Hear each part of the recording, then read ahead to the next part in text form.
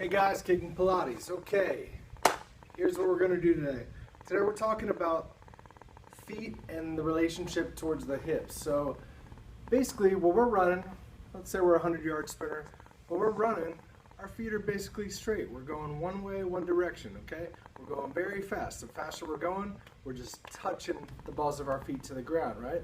But in kicking and punting, we're going a little bit slower, so we need to be really controlled. We want to make sure whichever foot we get on, we don't want to be pushing off the outside, or if we're kicking and driving inside, we don't really want to be pushing off our tippy toe, because when we push off our tippy toe, it's going to make our hips unstable. So we, at all times, we want to do our very best to get the four corners of the feet down, especially the balls of the feet, okay? And that's even. So here's a little trick I like to show my kickers and punters, because a lot of times people have alignment issues because their feet are in the wrong direction. They usually, their body's in a good spot, but they don't realize when you're going in slow motion, your hips follow where your feet tell them to do. So another way to explain it is, the longer your feet are on the ground, the more chance your hips are going to have to follow them. And I see what happens a lot of times when guys overstride, their feet aren't balanced in punting, and a lot of times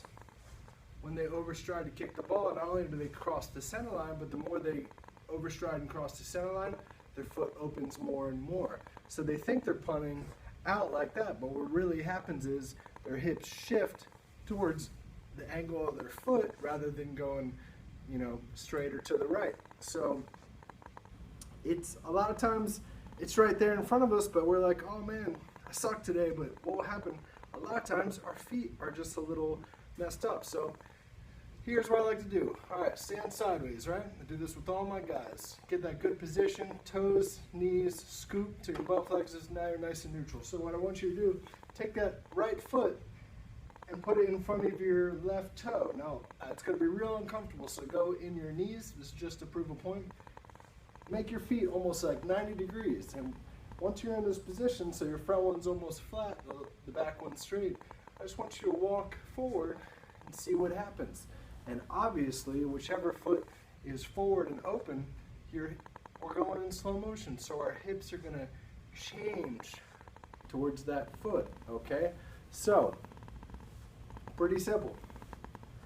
When we're in our kicking stance, I will talk more about stance in other videos, but just as far as the feet are concerned, the feet and the hips, if the ball, let's say the ball is right here, and I'm closing my front foot to the ball here, even if I have a good stance and a good back foot, if I'm closing my foot to the ball, I want to drive inside, but this foot's going to basically get in the way after the catch step.